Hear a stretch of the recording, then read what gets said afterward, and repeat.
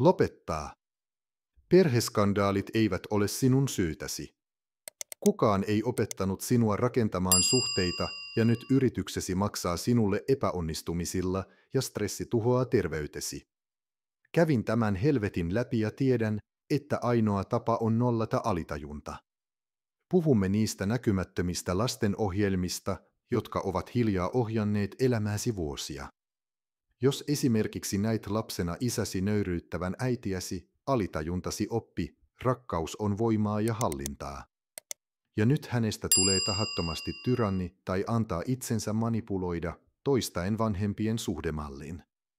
Olen Sergei Tsemijakov enkä ole vain asiantuntija alitajunnan parissa.